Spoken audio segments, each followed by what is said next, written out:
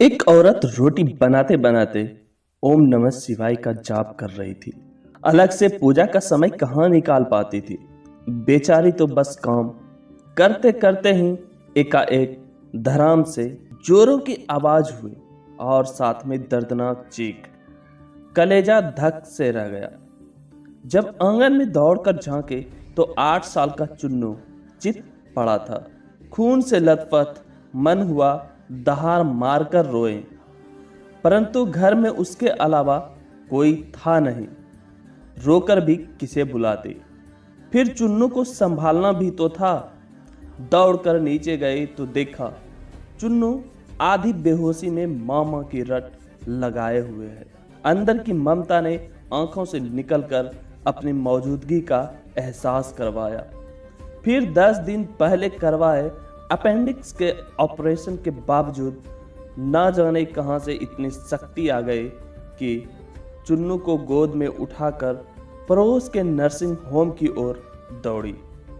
रास्ते भर भगवान को जी भर कोसती रही, बड़बड़ाती रही, हे महादेव, क्या बिगाड़ा था मैंने तुम्हारा जो मेरे ही बच्चे को। खैर डॉक्टर साहब मिल गए और समय पर इलाज होने पर चुन्नू बिल्कुल ठीक हो गया। चोटें गहरी नहीं थी, ऊपरी थी तो कोई खास परेशानी नहीं हुई। रात को घर पर जब सब टीवी देख रहे थे तब उस औरत का मन बेचैन था। भगवान से विरक्ति होने लगी थी। एक माँ की ममता प्रभु सत्ता को चुनौती दे रही थी। उसके दिमाग में दिन की सारी घटना चलचित्र की तरह चलने लगी। कैसे चुन्नू आंगन में गिरा कि एकाएक उसका आत्मा सिहर उठी।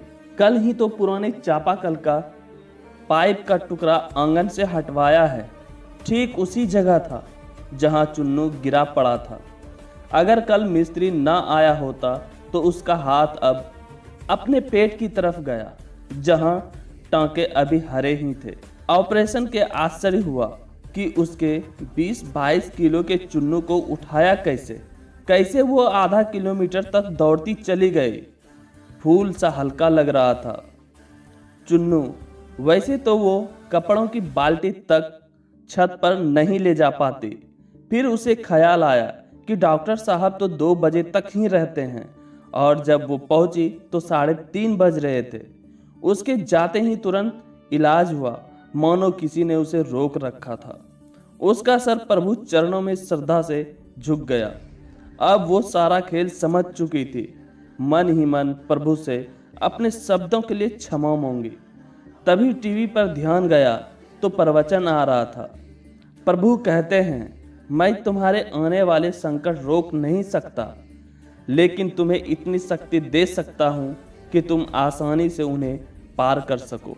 तुम्हारी राह आसान कर सकता हूँ, बस धर्म के मार्ग पर चलते रहो।